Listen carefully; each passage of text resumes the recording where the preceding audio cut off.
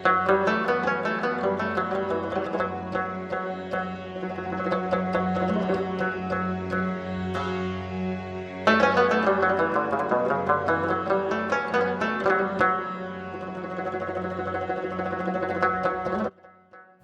حضور خدای توانا، السلام علیکم دوستان نازنین. امیدوارم که در هر کجای دنیا باشید پیش از همه صحت و سلامت و دور از تشویش‌های روزگار.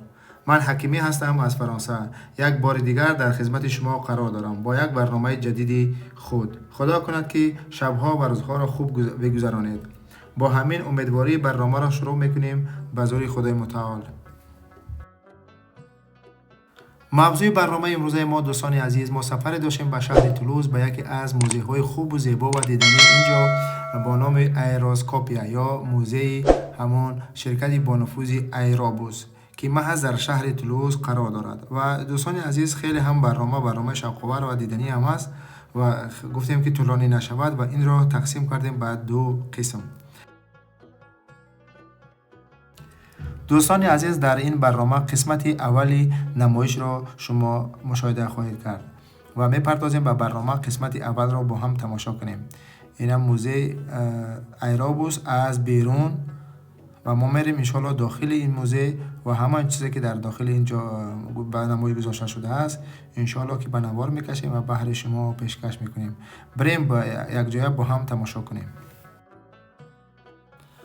دوستان عزیز داخل شدن به موزه از همین طریق صورت میگیره. در قسمت اول شما ماکت یا نقشه میدان هوایی بلنیک و شرکت ایرابوس را که در اینجا به نمایش گذاشته شده است میبینید و این هم دهلیز یا همون کریداری که به داخل موزه نفرها را میبرد. این هم چندین تصویرهایی که چگونه در دوران قدیم مردم اختراع کردن یا و نقشه کشیدن که چی دور باید طیاره بسازن. اینها همون نقشه ها و چیزایی که میباشن که از زمان قدیم مردم فکر کردن و ساختن و اینها هم نمایش به اینجا نمایش گذاشته شده است.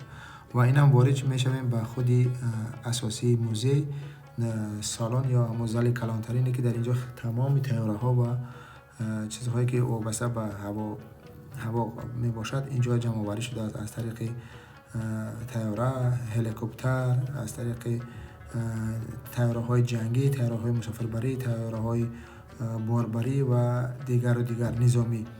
خیلی هم اینجا زیاد هستند و از اولین چیزی که در پیش ما میاد این طیاره باربری کلانترین می باشد که بولوگا نام دارد. این ببینید داخل طیاره باربری را خیلی هم کلان است و در اینجا شما مشاهده کنید چندین طیاره ها که انشاءالله ما دانه به دانه از همه ایها میریم نوار میگیریم و بهر شما پیشکش میکنیم. و اینجا هم نقشه هایی که در دوران پیش و خلبان هایی که از دوران پیش تا به امروز عکس ها و طیاره های ساختی همان زمان ها به نمایش گذاشته شده است. اصلا دوستان عزیز موزه 14 ژانویه سال 2015 میلادی افتتاح یافته است در کمونه بلنیک در شهر تولوز و در اینجا تمامی چیزهایی که به فضا تعلق دارد از طریق طیاره، هلیکوپتر، مثلا طیاره های جنگی نظامی و طیاره های باربری مسافربری در اینجا نمونه هاشون جمع آوری شده است و خیلی هم توریست و نماینده های دیگر کشورها برای تماشا می آیند.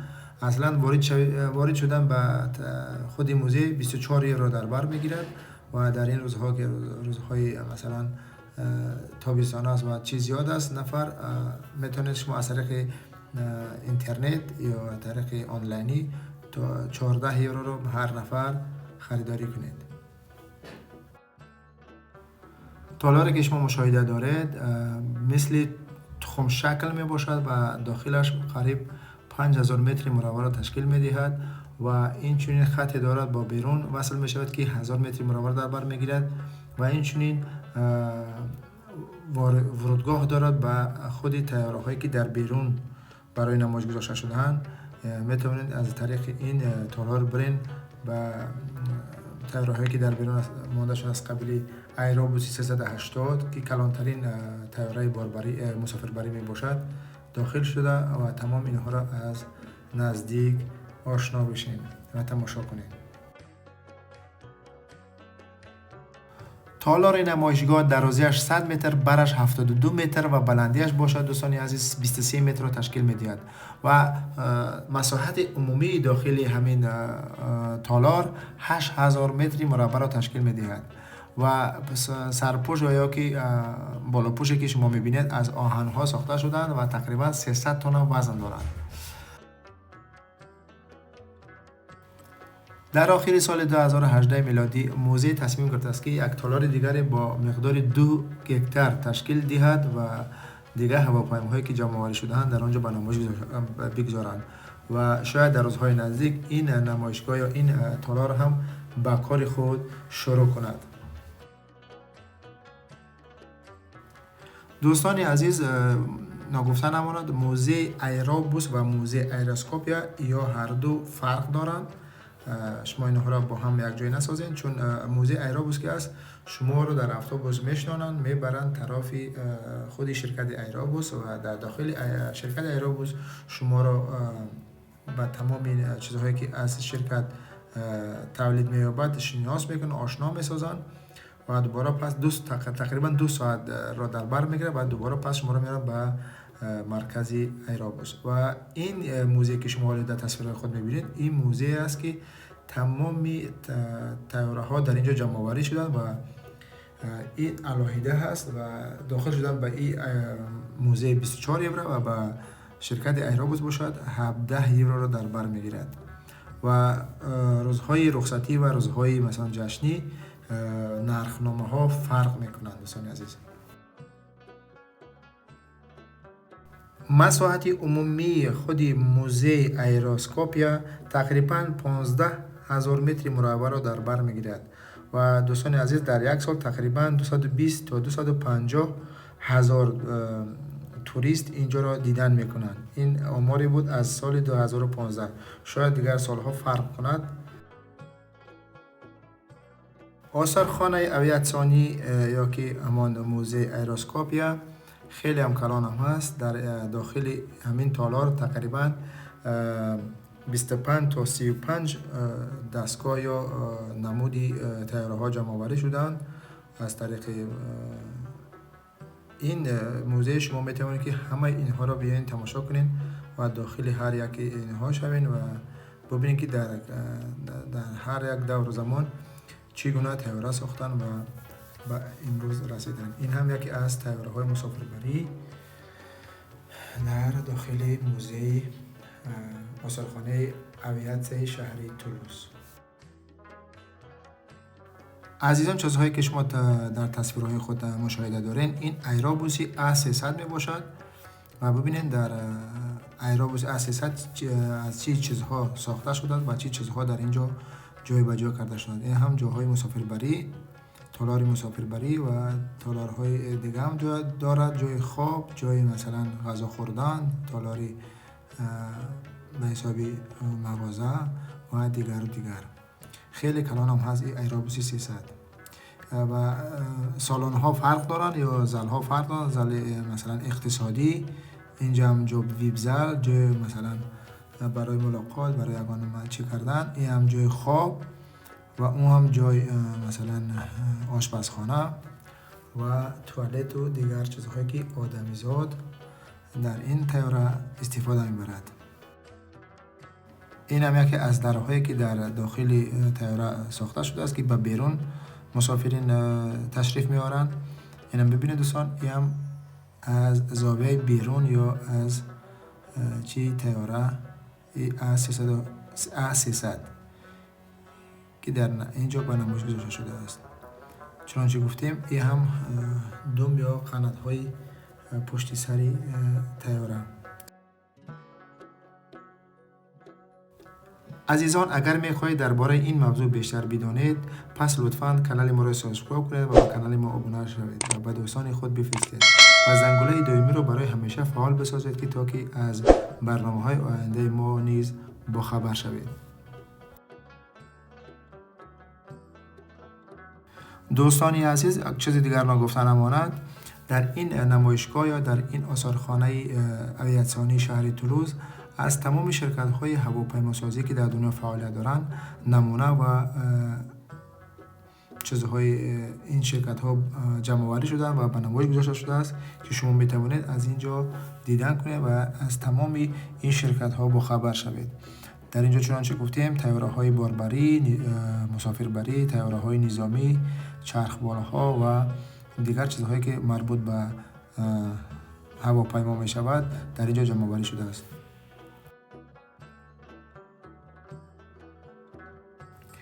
عزیزان، یک چیز دیگر نگفته نماند در این نمایشگاه یا در این آثارخانه اویاتسانی شهر تولوز از تمام شرکت‌هایی که در دنیا طیاره تولید میکنن اینجا چیزها جمع آوری شدن و به نمایش گذاشته شدن. از قبیل شرکت‌های بوئینگ امریکا، شرکت‌های ایرافلات روسیه، شرکت فرانس ایری فرانسه، شرکت‌های ایر چینیا یا که شرکت‌های چینایی و خیتایی و شرکت بلژیکی یا بلگیایی و تمام شرکت‌هایی که در اروپا به ساختن هواپیما سر و کار دارند در اینجا جمع آوری شده‌اند و شما می توانید در اینجا از همه این شرکت‌ها دیدن به عمل بیارید.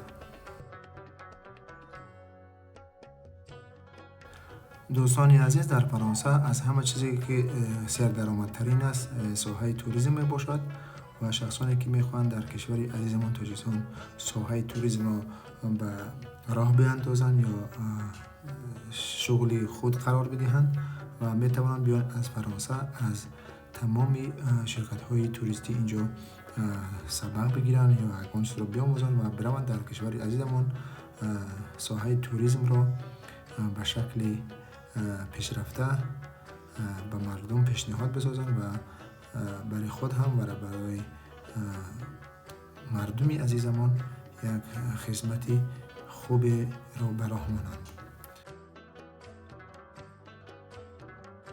ایده و طرح این لایحه آثارخانه بخشیده به اویاتسای فرانسه در شهر تولوز به سالهای 1980 میلادی راست می‌آید. یک چند مرتبه از نو آغاز کرده شد. تحقیقات برای سنجش درآمدناکی این لایحه جای مساعد برای تأسیس دادن آثارخانه اویاتسانی. نهایت محض از میان نهای سالهای 2000 میلادی لایحه آثارخانه توسط این کمیسیون انتخاب کرده شد. مکان و جستجوی مبلغ به عمل آمد. در سال 2006 میلادی باشد انتخاب مکان پینا در بلنیک و اینچنین نامی آثارخانه با ایروسکوپیا تصدیق کرده شد. خودی همان سال یک شرکت معماری به غالب آمد، اما لایحه تقریبا 2 سال پیش از آغاز شدن به تشبث بلنیک بازداشت شد، اما مساحت آن 3:1 کم کرده شد و در زیر این لایحه تقریبا 12 میلیون یورو در بر می گرفت. در سال 2009 میلادی وقتی که مبلغ‌گذاری قریب به اتمام رسید و به دست آمد، لایحه با قرار شهردار نو تولوز و پرزیدنت جامعه شهر بازداشت کرده شد. پس از جانب اتحادیه درخواست کرده شد دوباره برای دستگیری لایحه آغاز یافت. دستگیری جمعیتی برای ایروسکوپیا توسط شهرداری تولوز امضا کرده شد و به کار خود آغاز کرد. گذاشتن سنگ اول ایروسکوپیا روزی پنجشنبه 16 ایون سال 2011 میلادی با حضور برنارد کیلر شهردار بلنیک و پیر کوین شهردار شهر تولوز و اینچنین چندین اشخاص های معتبر آن وقته برگزار شد. دیرکتور گنرالی ایرابوس اینچنین اساسیاسیون هایی که کالکسیون های خود را در آثارخانه سهم می‌گذارند پس از دعوت به آزمون اپراتور آثارخانه آینده در ماه دکبر سال 2011 میلادی انتخاب کرده شد که آن گروپ میناتور بود که علاقه مسئولی بازدید و کارخانه های ایرابوس بود و با گروهی وقت مغین رقابت میکرد. اولین کارهای واقعی ماه ایون سال 2012 میلادی با کارهای زمین کنی آغاز یافتند. بالاخره 14 مارس سال 2014 میلادی اولین هواپیما وارد آثارخانه کرده شد و به همین طریق تمام هواپیماهای دیگر آهسته آهسته به نوبت به این آثارخانه وارد کرده شدند و نهایتاً در سال 2015 میلادی این آثارخانه اویاسیونی یا موزه ایرواسکوپیا به کار خود شروع کرد. این آثارخانه نو در ماه سپتامبر سال 2015 میلادی در سال اول خود در چندین چهاربینی‌های دولتی و اروپایی اشتراک کرده است. از ماه اوگوست سال 2017 میلادی در آثارخانه هر یک ماه یک مرتبه گروه‌های علمی و رابطی لایحه ایرکابات، لایحه‌های تحقیقاتی و کارکرد فرانسوی برای رابطی موبیلی مشترک که قادر به تفتیش هواپیما را دارد نگهداری می شود و برگزار می گردد. محققان لایحه و کالکسی برای گذراندن آزمایش ها و خریدها در هواپیماهای زیرین استفاده می شوند. مثلا در ایروبوس A400، ایروبوس A300 و سود اویاسیون در همین هواپیما از این کابوت ربات ها استفاده برده می شود. هنگامی که گروه علمی ربات ها آزمایش می کنند با مهمانان پرزنتاسیون لایحه پیشنهاد کرده می شود تا آنها برتری‌های روباتیزاسیون خدمت‌رسانی ایرونوتی را فهمند. لایحه ایرکابات یکی از رویدادهایی میباشد که در آثارخانه در جشنواره علمی سال 2017 میلادی معرفی کرده شده است. چنانچه در بالا گفتیم در اینجا از تمام شرکت‌های هواپیماسازی دنیا جمع‌آوری شده است. مثلا ببینید شرکت‌های هواپیماهای مثلا استثماری اروپا، استثماری چین، استثماری بلژیک، استثماری بریتانیا، استثماری آمریکا، استثماری روسیه و از تمام چیزها در اینجا جمع. ببینید این یکی از طیاره‌های نظامی روسیه می باشد، میگ، که در اینجا هم به نمایش گذاشته شده است و چندین دانه از میگ‌های روسیه در اینجا دیده می شود. در برابر این عملها برای تأسیس اعتبار ایرواسکوپیا، شرکتی با نفوذ ایروبوس با آثارخانه چندین هواپیما را پیشنهاد کرد و سال 2015 میلادی اینها را به معرض عام گذاشت. و در اینجا شما می توانید دوستان عزیز از هواپیمای کلانترین مسافربری در جهان ایروبوس A380، ایروبوس A320، ایروبوس A340 هم دیدن کنید. اینها همش در بیرون از موزه جایگیر شده چون آنها خیلی کلان هستند و در داخل این تالار غنجاده نمیشد. و اون خاطر بعد از اینجا میریم بیرون و آنها رو انشالله از تمام آنها دیدن میکنیم و انشالله نوار میگیریم به هر شما پیشکش خواهیم کرد. این فعلا ما در داخل تالاری آثارخانه اویاسیون شهر تولوز قرار داریم. و دوستان ببینید اینجا هم موتور یا موتورهایی که در هواپیماها نصب کرده میشوند در اینجا به نمایش گذاشته شدند و از کدام متل، از کدام جنس ها ساخته شدند، همه اینها در اینجا به نمایش گذاشته شدند و در اینجا نوشتجات هایی هستند که شما میتونید بیاین بخونید و معلومات کافی را به دست بیارین. اینا ببینید دوستان این همش همان چی میگن موتورهایی که استفاده بوده میشه. و در اینجا یک چیز جالب دیگر ما دیدم دوستان عزیز، مثلا در طیاره‌های نظامی کاتاپولت هستند به خاطر مثلا هنگام انفجار شدن یا هنگام مثلا صدمه یافتن طیاره ها شما میتونید بیا پیلوت یا خلبان خود را به بالا بندازد. این همان کاتاپولت است که در طیاره‌های نظامی نصب کرده می شود. و اینجا هم لباس ها و طرز مثلا پرواز و دیگر چیزهایی که در فضا دایر می گردد به نمایش گذاشته شده است. دوستانی عزیز خیلی جالب هم است، خیلی دیدنی هم است. ما شخصا بار اول است میبینیم میره کاتاپولت خیلی تقریبا از خود طیاره میگن از 30 تا 60 متر بلندی را پرتاب میکنه خود خلبان و خلبان در اینجا بسته شده است و در اینجا هم پاراشوت هم هست و از طریق پاراشوت به زمین فرود می آید و به زمین می نشیند. این ببینید دوستان عزیز این همان کاتاپولت چی است که شاید ما و شما بعضی ها دیده باشن اما ما بار اول از میبینم چون این چیزای نظامی است. در مثلا باید در میدان هوایی نظامی بری ایوارو تماشا کنی اما خوشبختانه ما اینها را در موزه شهر تولوز دیدن کردم. این هم طریق پرواز کردن در فضا همه اینجا به نمایش گذاشته شده است و میتونید شما از طریق این اکران ها سکرین ها تماشا کنین هر برنامه‌ای که خوش دارین.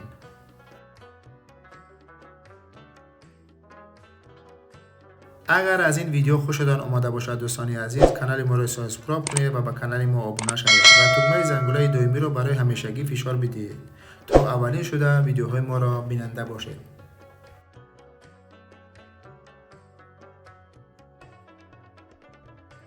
دوستانی عزیز، اینجا رسیدیم به فرجام برنامه. این هم بود کمی معلومات درباره موزه ایروسکوپیا یا آثارخانه هویت شهر تولوز فرانسه. این بود قسمت اول. انشاءالله در روزهای نزدیک قسمت دوم را هم به نوار خواهیم کشید و به شما پیشکش خواهیم کرد و باقی شما را به خود پاک و منان میسپارم تا برنامه‌های بعدی. خداوند یار و مددگار همه ما و شما باشد تا برنامه‌های آینده. خدا نگهدار. بدرود.